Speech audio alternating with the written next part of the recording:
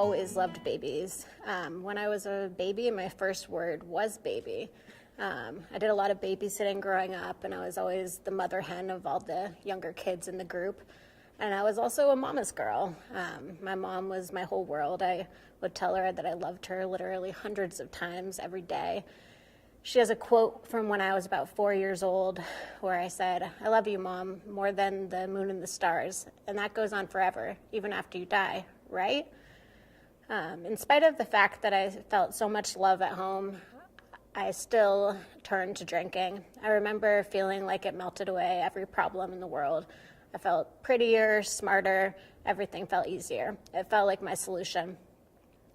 As I was growing up, I wanted to be drinking in any social situation that I was in. I could go to work without drinking, but anytime that I was doing anything outside of work, I wanted to be drinking. I was really careful to not get pregnant in my teens and early 20s because I knew that I would not be able to stay sober and not drink through a pregnancy. When I was 27, I did get pregnant. I was in a really unhealthy relationship. And I was pretty scared, but I was really excited to be a mom.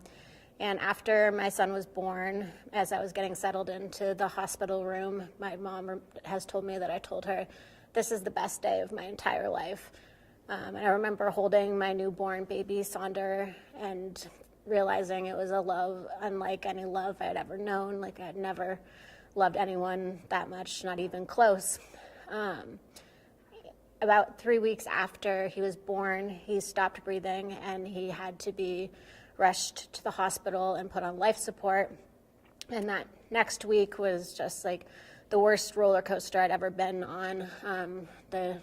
Each day there would be providers coming in and telling me that things looked good and they thought he would survive. And then there would be providers coming in and saying things didn't look good and they weren't sure if he was going to survive. And it was just this terrible back and forth and roller coaster of emotions. And I really didn't have any coping skills at that point. Like, drinking was the way that I dealt with stress or hard situations in my life. And so I would spend the day in the hospital with my baby and just like tears dripping down my face and the cold air conditioning in the room and the constant beeping of all of the different monitors and the oxygen. And it was just too much for me to bear, so I would leave each evening and go and drink. And I remember leaking milk because I couldn't nurse him, and then I would pump milk to give him through the feeding tubes, and it was just this really surreal, horrible, scary time. And drinking made it worse, but also made it bearable at the same time, because it would kind of temporarily numb some of the fear, but then it would also make me feel ashamed that that's what I was doing, and it was just horrible. And after a week of him being on life support, they let us know that he was brain dead, and so he would need to be taken off life support. And I remember holding him as they disconnected him and as he took his last breaths, and it was just the worst thing that I've ever been through. And I just felt as he stopped breathing, all hope just left, and I didn't think that life would ever be good again. And I didn't feel like there was any real purpose for moving forward because the best part of my life was gone. And so I left the hospital and I took some pain medication. I don't even know what I took. That was never really a part of my addiction. I'd never gotten into taking pain medication or opioids, but that day I did. And I would be drifting in and out of consciousness and throwing up. And looking back, I think I had an overdose, but at the time I didn't know that. I'm really grateful that I survived and that my mom didn't lose her grandbaby and her daughter on the same day, and that she was spared that additional tragedy. The next 2 years after I lost my son, I would put together a little bit of time sober, but I would always relapse. I didn't have any motivation to stay sober. I didn't think that life would get better. I didn't feel any joy. It was just a really dark period in my life.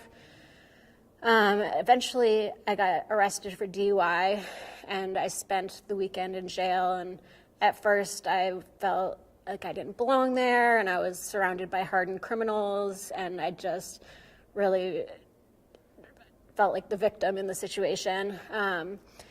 But then on the second night in jail, I realized that actually I did belong there, that I'd been like drinking and driving and endangering people, and that I was lucky that I hadn't like killed anybody or myself.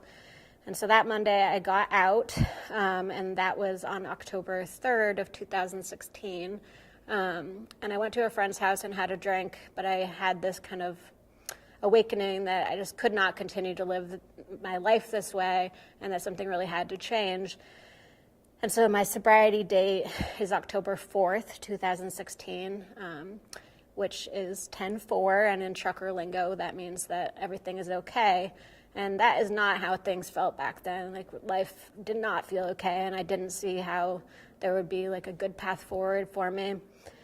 But I continued on with not drinking, and 2 months later I got pregnant with my daughter, which was really scary because I wasn't sure if I would be able to stay sober, and everything felt pretty precarious. And at that time, the only support that I really had was my family, and I was doing counseling with a licensed alcohol and drug counselor as a condition of getting my license back.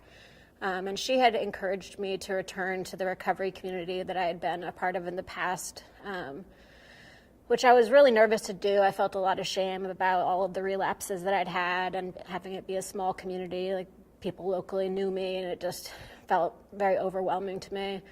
But on July 3rd, 2017, I was having a really hard time. That was my son's birthday, who had passed away, and so I was just feeling really vulnerable and hurting.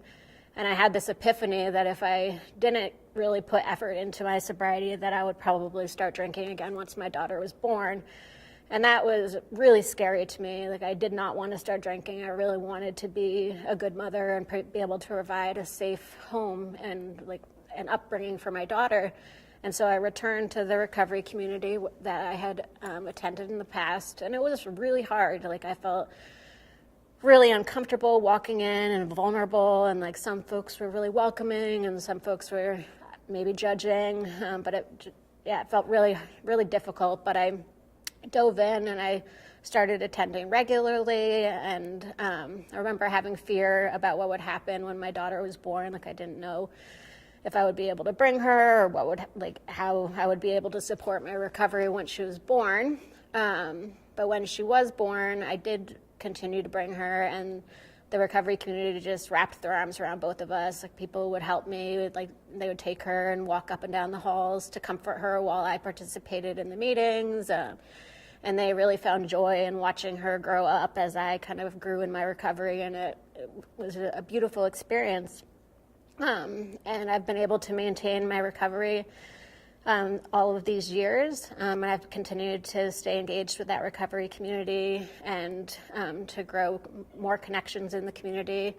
I'm in a loving marriage. I now have 3 children that have never seen me under the influence of alcohol or any mind-altering drugs. A few years ago on Mother's Day, my mom wrote me a card saying that she felt like I was a better mother than she had been. I don't think that that's true. I think that she has been like one of the most important factors in me being able to find recovery, like her being able to hold space for me and believe that there was a way out of my addiction and that I could find recovery was a huge piece in me eventually being able to see that for myself. And being able to be a sober mom and being able to focus on my recovery, I've come to see that love does go on longer and forever and past the moon and the stars, even after we die. And I really believe now that as long as I keep my sobriety as like top priority and put an effort to stay sober, that life will be 10-4.